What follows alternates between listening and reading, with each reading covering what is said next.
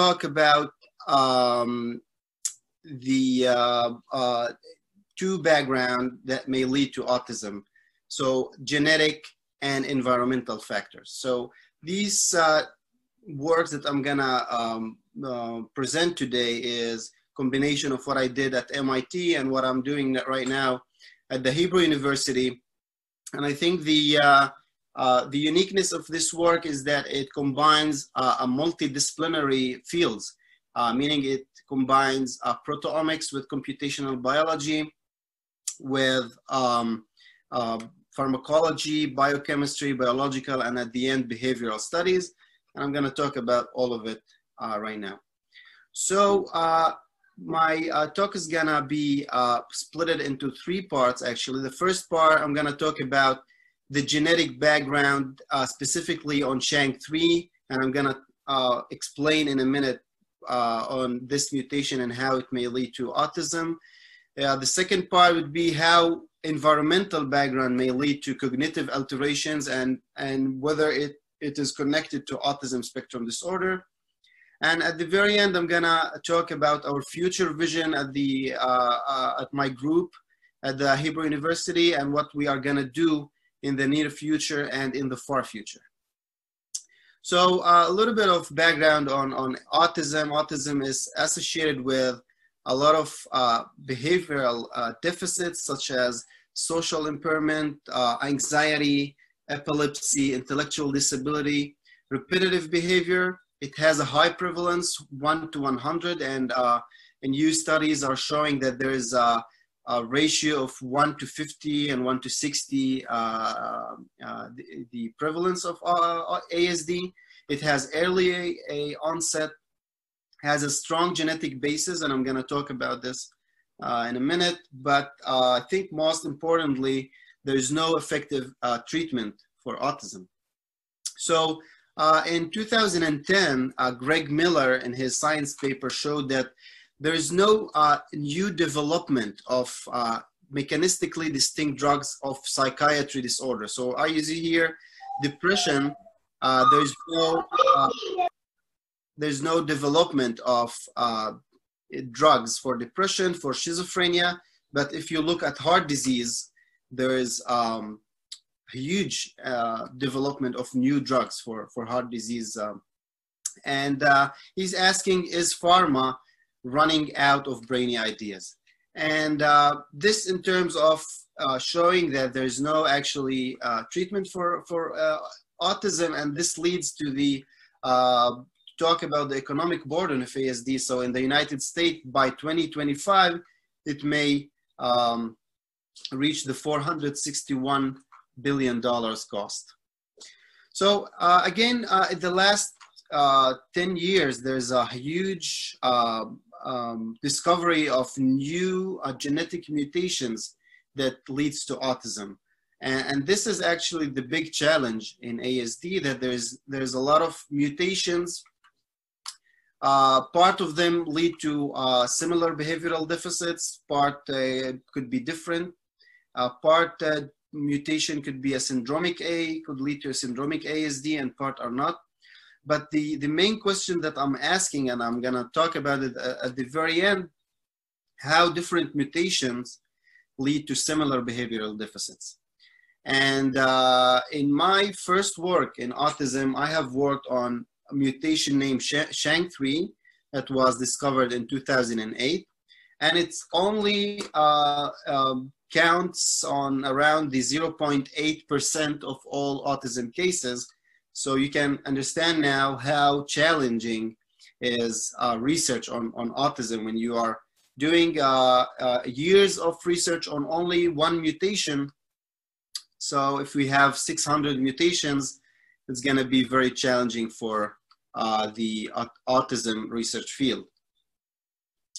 So what we know right now on many genetic mutation is that genetic mutation leads to ASD. So the literature has a lot of data on genetic and epigenetic analysis, and also there's a development of mouse model that we know that if we do genetic mutation on this mouse model, we can get an autistic feature. But the main question is, what is the molecular and signaling consequences following genetic mutation? What happened after genetic mutation occurs that could lead to autism? And this is the ultimate goal of was in the first work, is to identify therapeutic targets and try to treat autism via different pharmacological agents. So the hypothesis, and I'm gonna try to be very general in terms, and I know that there are many of you are not coming from the biology background, so I'll try to be very general and not to get into a lot of terms, but I'll do my best. So the hypothesis that I followed is that genetic mutation leads to alteration in signaling pathways that are affected by post-translational modification, so of proteins. So meaning that proteins that are in the brain are modified by different kinds of molecule, such as nitric oxide in my case, and this modification of proteins alters the function of the synapse and the neurons that leads to alteration in behavioral deficits. So very briefly on PTM, on post-translational modification, as I said, it refers to the covalent and generally enzymatic modification that affects the function of the protein. And here is the main challenge of this research, that you are trying to investigate proteins, but also you are trying to understand how this modification affect the fundamental function of this specific protein. So in order to understand the data and what we have in the brain of autism, we used proteomics and systems biology. So the omics technology in the last decades have been developed truly significantly, and the additive value to work on proteomics is that it delivers the protein expression level of specific gene, and by using mass spectrometry, which is a very sensitive and formidable tool to investigate the proteome, we can identify the general proteome. So instead of looking on one protein, we are looking on hundreds of proteins in parallel. And in order to understand how we understand these hundreds of proteins, we use systems biology analysis, or what you say, biological holistic approach to understand the whole image of what we see. So and this actually, the combination of proteomics and bioinformatics and computational biology leads to us to identify potential therapeutic targets. So a little bit on the modification, and here I'm going to be very brief. Nitric oxide is an important signaling molecule in the brain and also in the body. So in other organs, I mean. So it also plays a major role in neurons and in synapse. And the modification of these proteins by nitric oxide leads to a lot of biological alteration, enzyme activity, receptor function, protein localization, and this lead to neuropathologies. So I'm gonna skip this, but this is really on the biochemistry of nitric oxide, and we know that nitric oxide is activated by calcium that activates the enzyme that leads to the formation of nitric oxide. And via nitric oxide, we can find a lot of nitric oxide related changes that leads to toxicity.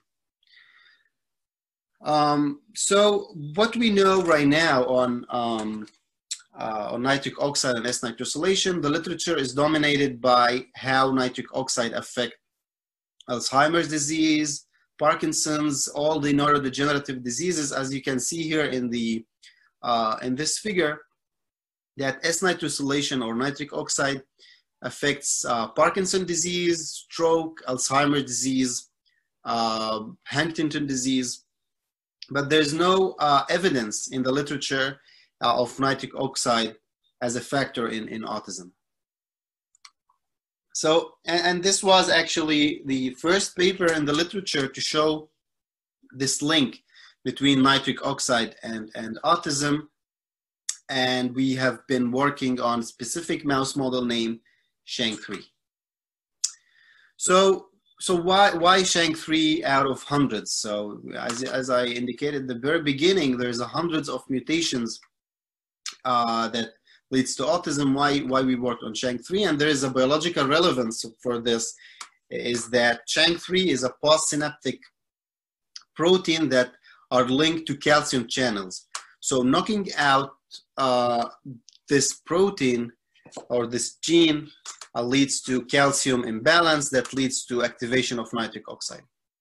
So the mouse model that we have worked on, so SHANK3 actually is, as I said, is very well known, that leads to neurodevelopmental and neurobehavioral deficit. And the specific mouse model that we used based on a human mutation. So there's a kids that has this specific mutation that leads to loss of SHANK3 protein that leads to autism. And many studies have shown behavioral deficits and electrophysiological deficits. So as I said, the major aim is to find drug targets in this specific mutation. So in case of someone has a SHANK3 mutation, we will try to find drug targets for treatment. So the workflow that we followed back at MIT is we had two different mice. We had the wild type mice, which is the control mice, and we have the knocked out mice. And we used a tool that we developed back in Boston named SnowTrap, which a tool that can capture proteins that are modified by nitric oxide. And once you identify these proteins, hundreds of proteins, you can do systems biology analysis and interactome analysis, meaning protein-protein interaction, in order at the very end to identify drug targets and protein targets via the signaling pathways that we are identifying. In parallel, we looked also for nitrotyrosine and GSNO. Again, I'm not gonna get deeply into this data, and I'll try to be general, and we'll go to the environmental factor later, which is also has a very general data.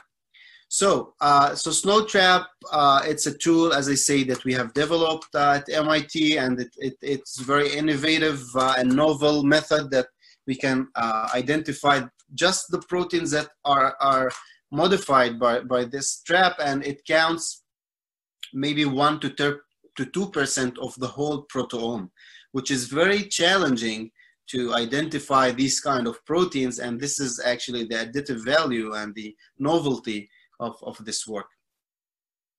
So, okay, so we looked on the proteins that are identified in autism versus wild type, and as you can see here, the number of proteins in the knockout versus the wild type are higher numbers in two regions. So we looked on cortex, we looked on striatum. This is two important regions in the brain that are linked to autism.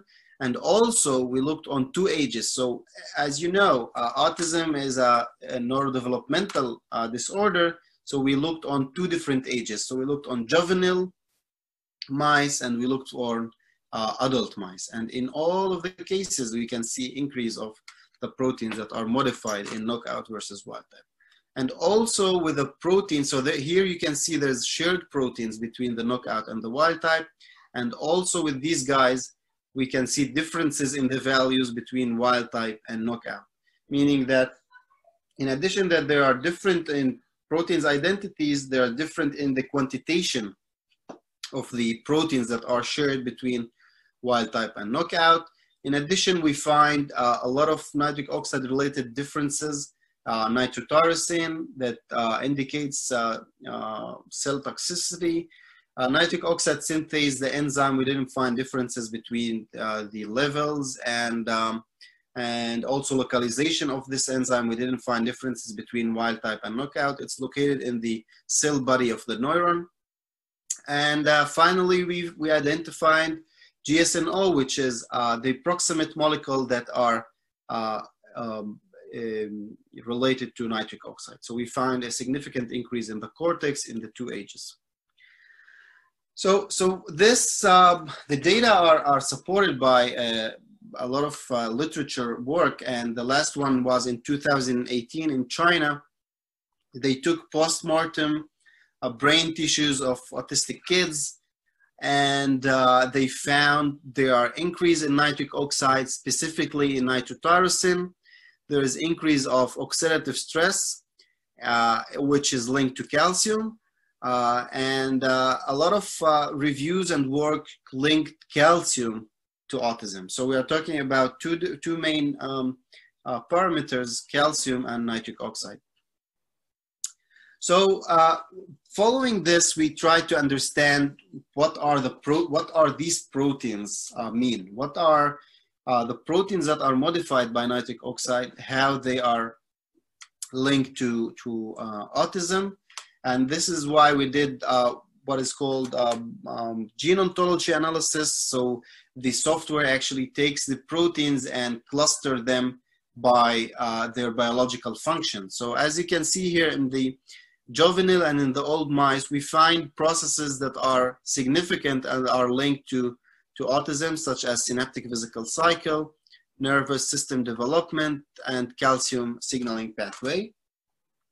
But in order to understand and to get deeper into the data, so we have hundreds of proteins, how we can know that there are proteins that are specifically linked to autism, and how we can pick, proteins that are linked to the disease. So this is why we do also protein-protein interaction. And one of the cluster that we find is a cluster that are linked to synaptic vesicle cycle, which is a process that is linked to autism, since autism is linked to imbalance of neurotransmission between the neurons. And the main enzyme that we focused on is PPP3CA, which is calcineurin. The name, this is the catalytic subunit of calcineurin, and the reason we focused on is that it is associated with schizophrenia. A group at MIT showed that knocking out this enzyme lead to schizophrenia-like behavior, and we know that there's many shared clinical manifestation between autism and between schizophrenia. And this was one of the motivation to get deeper into this enzyme and see whether it is affected in autism. So what we found is that we know that this enzyme dephosphorylates the proteins, and we know that S-nitrosylation may lead to inhibition of this enzyme. But in order to validate these results, we looked on two different proteins that are downstream this enzyme. So we looked on synapsin-1, and synapsin-1 is responsible for vesicle mobilization that leads to neurotransmission. And we found that phosphorylated synapsin is increased, which may lead to increase of vesicle mobilization. We looked on CREB, which also associated with gene transcription and increase of phosphorylated that may lead to increase of gene transcription. And then we also find increase of phosphorylated CREB. So in addition to the biological significance of this data, I think there's a beautiful crosstalk between S-nitrosylation and phosphorylation, which is something that I'm gonna go deeply and investigate it in the future. So this is the overall picture that we got from the SHANK3 mutated mice. We can see that we have drug targets such as CREB, such as synapsin-1.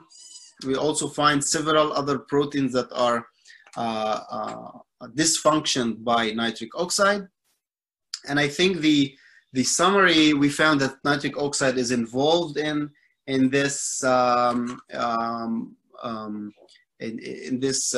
mutation, but also these results may give implication on diagnosis to try to find these proteins in the blood or in this cerebrospinal fluid, and also it identified key protein and signaling pathways for therapeutic targets. But in order to validate these results and to be, let's say, confident that these findings are lead to autism, we need to do pharmacological intervention. And this is what we are doing right now at the Hebrew University. We are trying to give different pharmacological interventions that I can't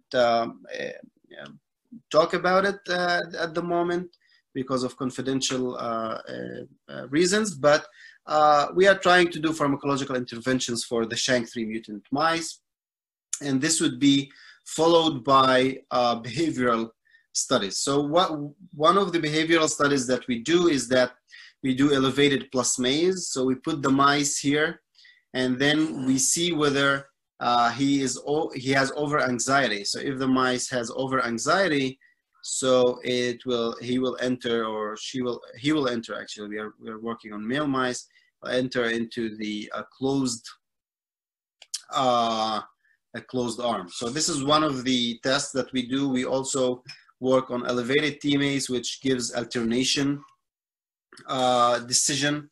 We looked for motor activity. We looked for object recognition, meaning that memory, which tests memory and learning. And we also do place recognition in order to identify the spatial learning of the mice. We also do sociability maze. We put the mice in the middle, the tested mice, and then we put here a stranger mice, and this is an empty cage, and we see if the autistic mice is interested in the stranger mice, or it will be interested in an empty cage. Also, we do fear conditioning tests in order also to see whether learning ability of the mice, autistic mice comparing to control. So this is in terms of the genetic background and how we are trying to deal in my group on how to tackle these genetic mutations. And of course, we work on other mutations that I'm going to talk about it at the very end. But this is the first part of the talk. So the second part is that we have been talking that genetic mutation leads to autism, and we asked the question whether environmental background may lead to not autism, but cognitive deficits, and also whether these cognitive deficits are correlated with autism. So the parameter that we have looked in is the risk factor that we looked on is arsenic, and arsenic is a worldwide public health problem. It's as you can see, it has a very high level in different countries in the water that we drink. So Argentina, it can reach the 8 ppm. China, it can reach the 4 ppm. United States, there are several states that has high levels of arsenic, such as New Hampshire, Nevada, and other states that has high level of arsenic in the water. And also, arsenic can be found in baby food. So the FDA has gave a warning in 2016 on a specific baby product that has high amount of arsenic. And of course, arsenic has a lot of works, clinical works and mouse model work that show that arsenic is associated with lower IQ, with autism, and with cognitive development. But we take this idea and we implemented it into our lab. So actually, part of this work was done at MIT, and part of the other work was done doing it in our lab. So the first question that we asked is whether arsenic lead to cognitive deficits in terms of behavior. So we had 3 groups of mice. Arsenic free without any arsenic, 0.1 ppm and 1 ppm. So as you can see here, we took concentrations of arsenic that are very similar and even lower what we have seen in different countries. But we tried to take the lower cases and not the very high cases in order to see whether we see any changes. So we let the mice drink for 1 month, and we tested behavioral and biochemistry. And in a minute, I'm going to talk about it. And then we gave the mice 10 days arsenic free, and we tested whether they have behavioral and reversibility of behavior and biochemistry. Also we did in vitro studies to test this, to understand the molecular mechanism that arsenic may lead. So first question, does arsenic lead to behavioral changes? And what we found is that we did object recognition test, and the first day you put the mice and you see whether he's interested in the 2 objects, and then the other day we put a new object, and we can see whether the mice is interested in the new object. And it actually indicates whether the mice has a good memory and whether the mice has novelty seeking parameter. So in the first day, we can see that there's no difference between object A and B in the 3 groups. And in the second day, we can see that only the mice that didn't get any arsenic is differentiating object C from object A, and which means that arsenic effects on these mice 1 month after intensive arsenic drinking. We also look for novel object exploration. First day you don't give anything for the mice, and the second day you gave novel object, and then you can see that also the wild type is interested in the novel object more than the other treated mice. Whether arsenic affects sociability, in our case, we didn't find that these concentrations or levels of arsenic in the mice affects the sociability. So the tested mice was interested in the stranger mice almost, it's not significant, so we can't say that it affected it. So we can say that it didn't affect sociability. We can see that the tested mice was interested in the stranger mice similarly. So after we looked on arsenic, we gave 10 days arsenic free, and we can see that there's a reversibility, meaning that when you give the mice free arsenic, we can see that all the 3 groups are interested in the novel object in terms of this test. So the second question is whether arsenic leads to similar biochemistry changes, biochemical changes in terms of nitric oxide.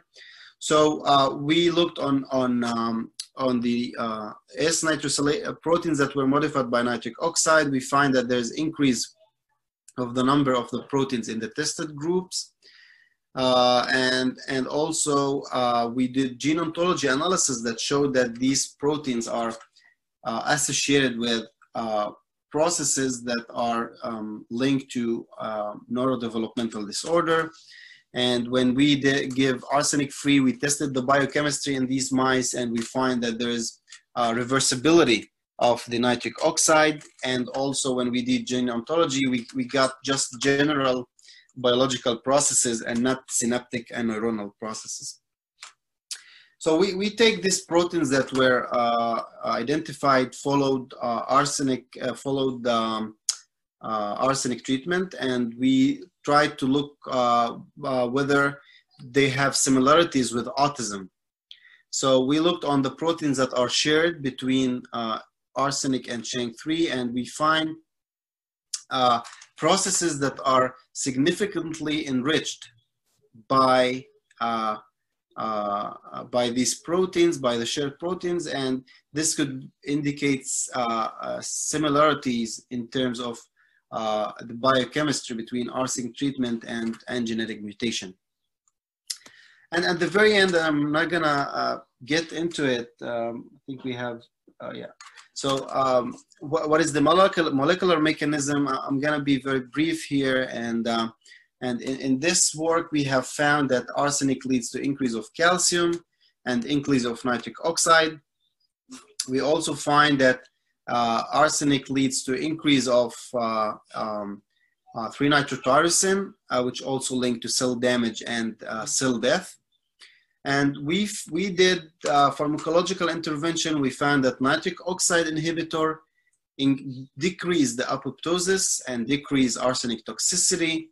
And of course, this work showed that there's a low levels of arsenic that may lead to behavioral deficits.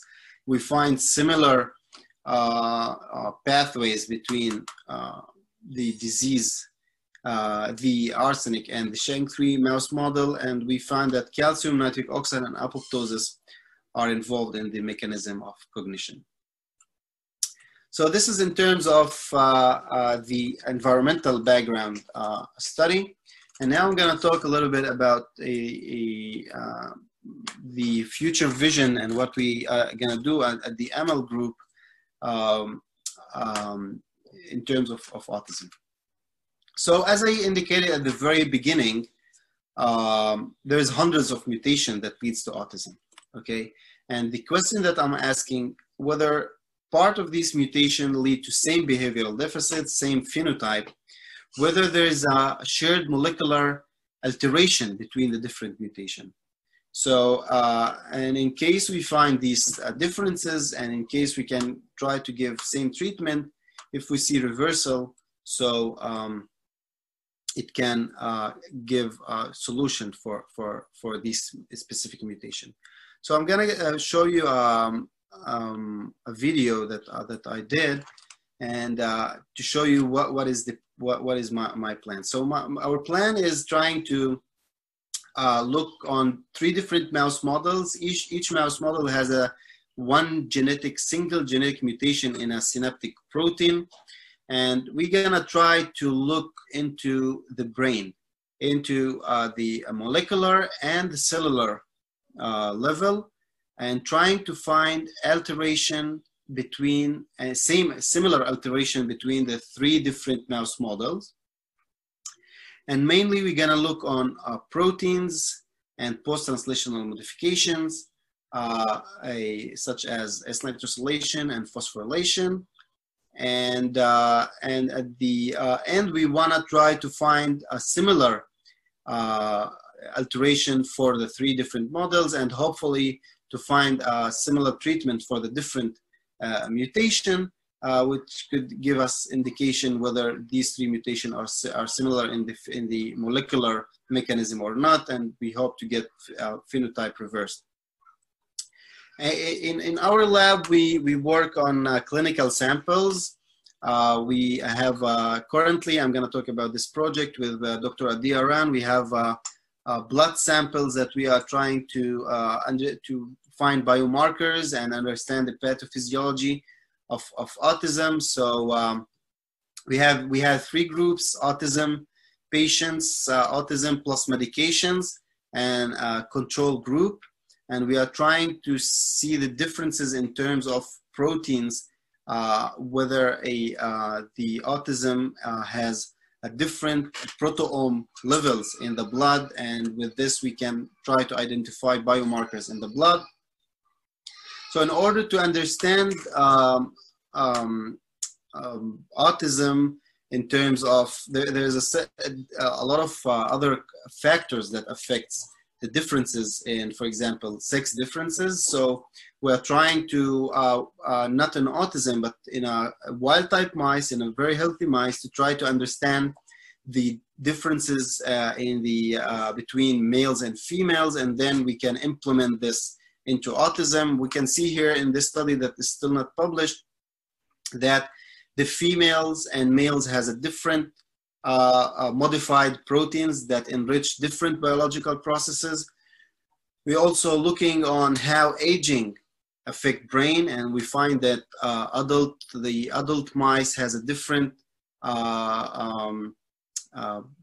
different molecular alterations, which means could also affect the biochemistry of the brain.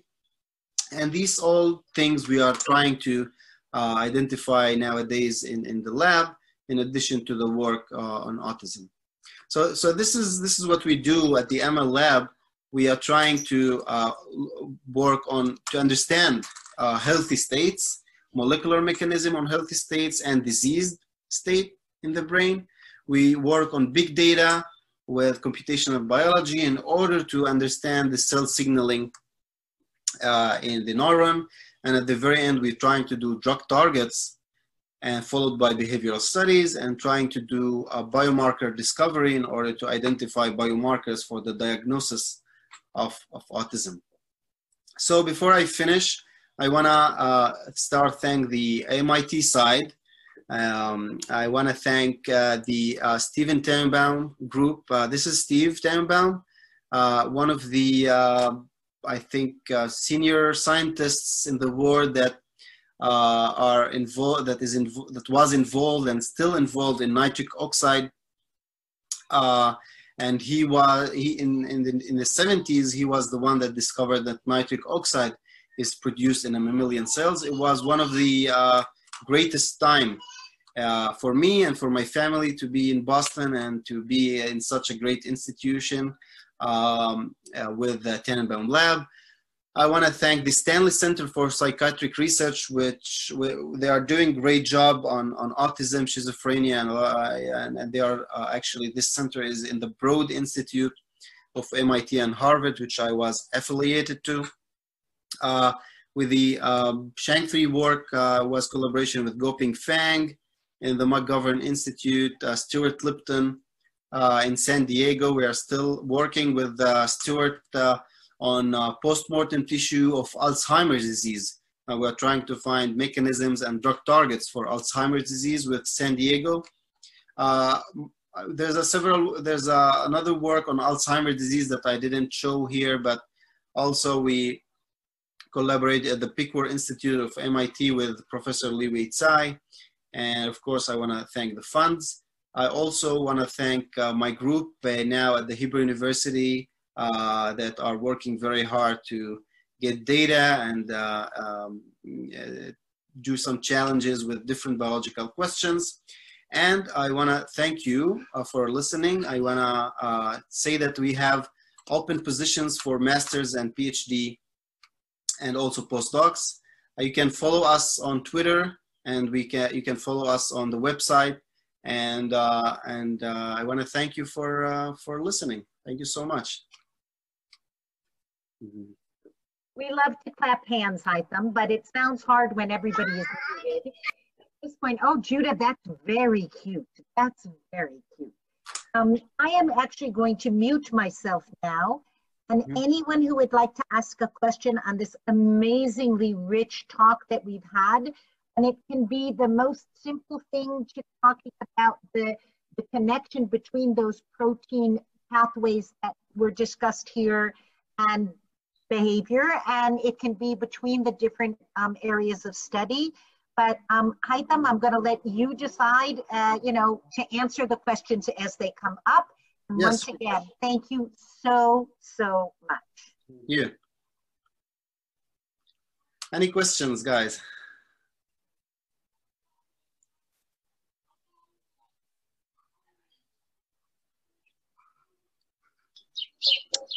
I have a question. Can you hear me? Yes, I hear you. Okay, so my name is Shimon Edvardson. Among children with autism, there are many times gut symptoms. They have gut motility problems often. Yeah. It's not part of the diagnostic elements, but it's commonly encountered that they have problems with their intestine. And nitric oxide is a prominent neurotransmitter in the enteric neurotransmission. Mm-hmm. Have you looked into the possibility that nitric oxide may be a player in those symptoms, and is because it could perhaps be more accessible than the brain? I love the question. It's really, really beautiful question. And I have, so look, first of all, I'll tell you what I know right now. What I know is that there are several studies that are linking the microbiota in the GI, in the gastrointestinal tract, and its effect on autism. So there's a paper that was published last year that the scientists took the microbiota from autistic kids, they injected it into a mice, and then the mice had a autistic phenotype. I think it was a Nature or Science paper. But this topic, the gut-brain axis, is a topic that we are really interested in. I gotta tell you that we have a collaboration with Brigham Women Hospital at Harvard University with the director of Crohn's and Colitis Center, and also in Hadassah. We are trying to get biopsies of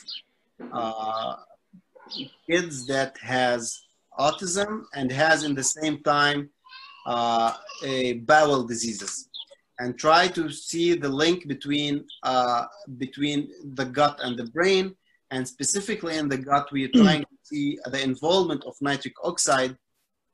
And I think by computational biology tools, we can try to find link between our finding in the brain and our finding in the gut. But this is really a very hot topic right now in the field, and I hope that we will have the enough funds to dig into this deeply. Thank you. Thank you. There's a question in the chats from Shani. If you could look at that and respond to it as well, please. Let me see. Please elaborate on the 6 different work you mentioned and how it's related to autism. Okay. So the question is, could you please elaborate on the sex difference work you mentioned and how it's related to autism? So unfortunately, most of the work on the research work that is done right now is on male. And the reason for that is that the ratio for autism is in male to female is 5:1. And there is now a great interest in the field of autism and trying to encourage the scientists to work on females as well, not only on males. So this is why I said before we work on autism, we want to understand the differences between males and females in just healthy state. In order to understand these differences, what we did in my group is that we took 2 regions, actually 2 or 3 regions in the brain, cortex, striatum, and hippocampus, male versus female, and we try to understand what are the differences in biological processes between the 2 sexes, and we find that there is significant differences. Actually, we all know it's a very well-known thing that there is a differences in the brain of male versus female. But I tested this in a different point of view. I tested it in the terms of nitric oxide and how nitric oxide is different. So this is regarding the sex differences. Okay, so I have 2 questions. Is there a link between arsenic in drinking water and autism? So as I said, it's as I said, there are a lot of works in the literature showing that kids that are living in an area that are contaminated by arsenic, there's a high prevalence of autism. But there's no direct evidence of how arsenic affects, whether arsenic leads to autism significantly. But epidemiological studies And environmental works shows that there's link between the area that is contaminated and the prevalence of autism. So we have another question, Nizar, from Nizar. Is there any evidence about the role of NO on hearing mechanism of autistic patients? No, I'm not aware of this. So as I said, the first work that was done on nitric oxide, for my knowledge, was the work that we have published on the mechanism of nitric oxide in general, the general function of nitric oxide in autism in the brain. But I'm not aware of any works that tested nitric oxide in hearing mechanisms. Which is really interesting topic. Okay, so Lisa, sometimes ASD caused by intrauterine exposure to drugs such as valproic acid. Is it possible to include also the VPA model and compare it to different genetic models? Okay, so if I understand your question right, you're saying that exposure to valproic acid may lead to autism, and this is the model, and whether you can compare it. So of course we can compare it to genetic models. I'm not sure. So there is actually a lot of mouse models that are that has also epilepsy and also autistic features, and part of them are treated by valproic acid, but I'm not aware of this specific model. But I think that it's very, it's very similar to what I have done, comparing arsenic to mutation. This is the same strategy, to take the VPA model and compare it to genetic models. Okay, was there a significant increase in arsenic in drinking water in the past 10 years? I don't know. I'm not aware of, I don't know the history of arsenic and how it was increased in water comparing, during the past decades. Yeah. Any more questions?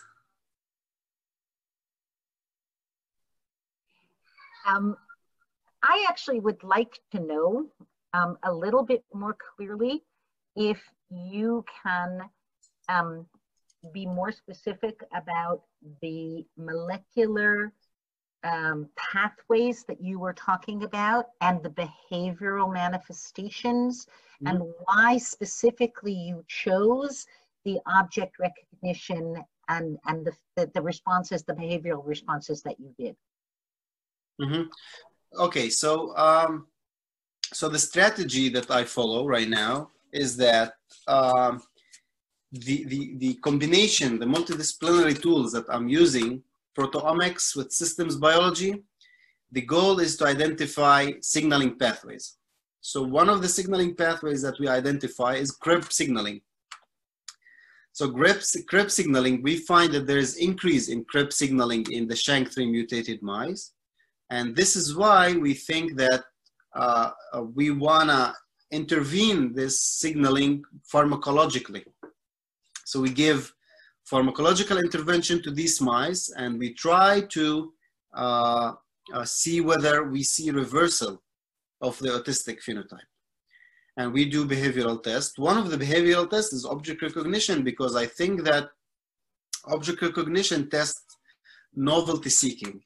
So when you put two objects to the mice, two same objects, and then the other day you put a new object, and then you can see whether the mice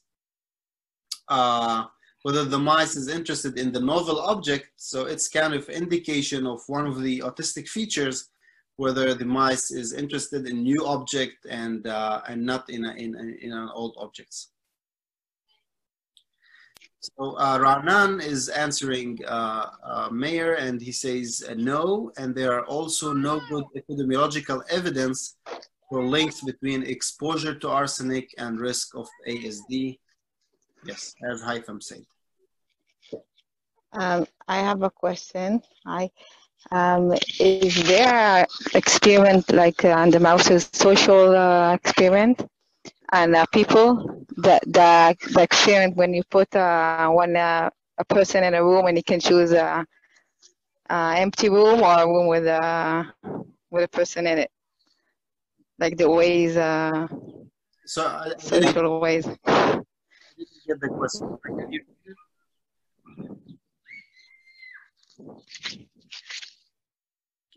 1 minute. Yeah, okay.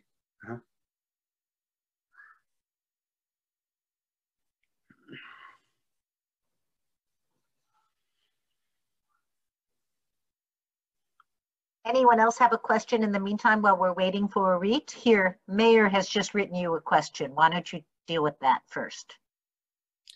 Is it possible that so many different harmful?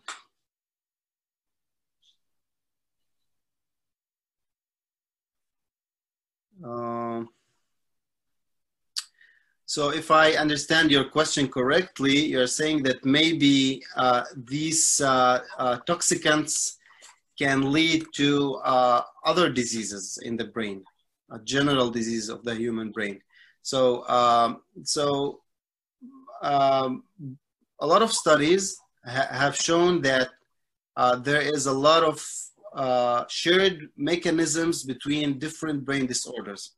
So I mentioned autism and schizophrenia, but also there's a new studies that are showing shared mechanisms, molecular mechanisms between Alzheimer's disease and autism. And this is one of the things that also we are trying to do in my lab.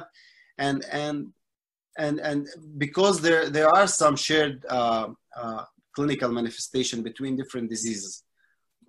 Whether this can cause, whether it's a general cause of the human brain or the disease of human brain, it could be.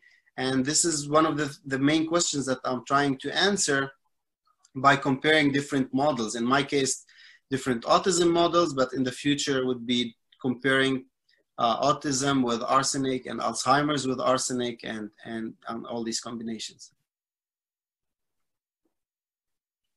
Hi, thank you for a talk. I have one remark and one question.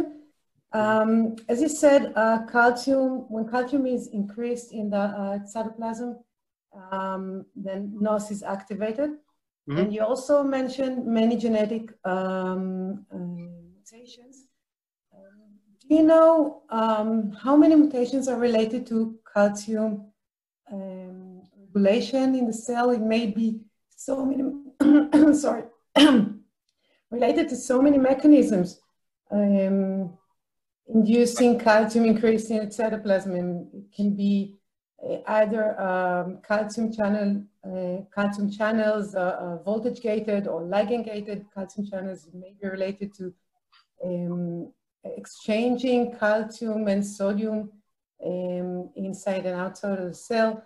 It may be also related to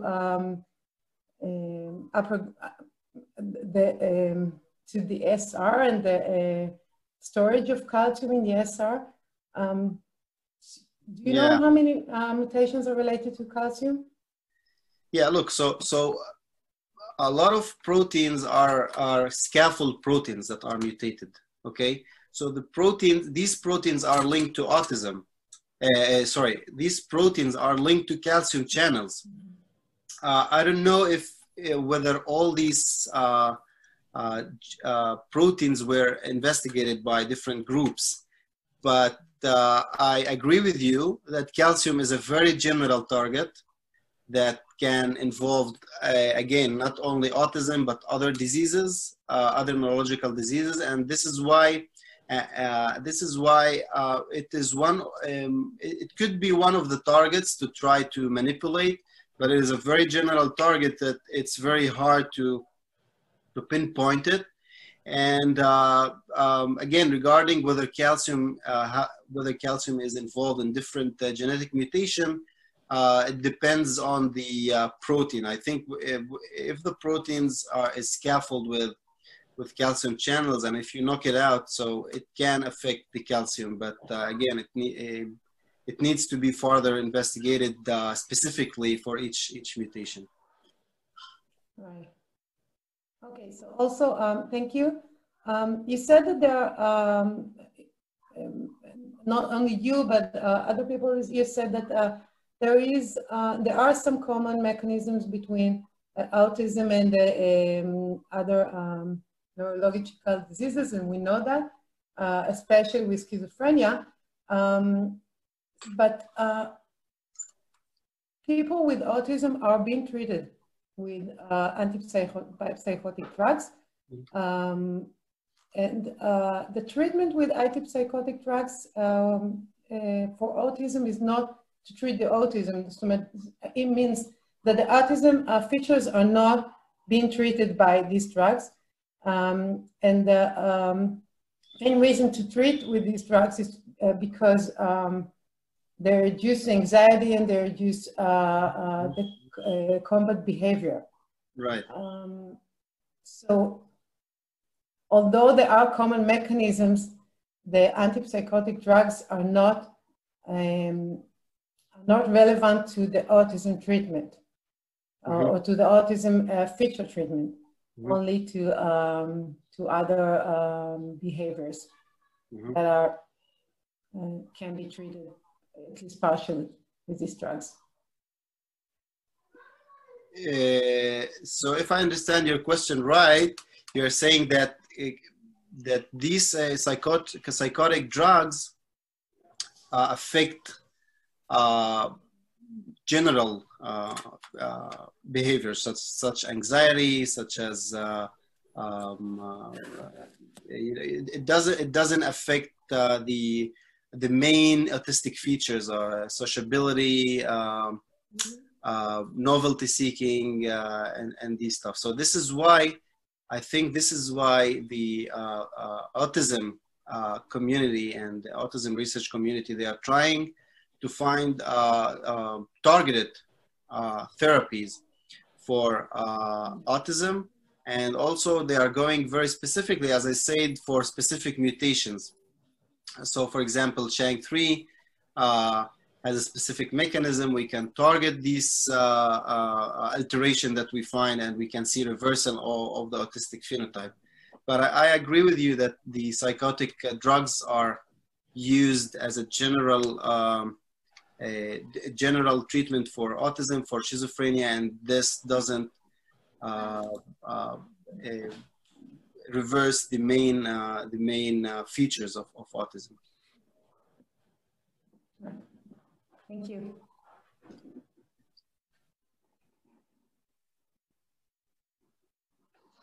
Any more questions? I think you gave us a huge amount to think about.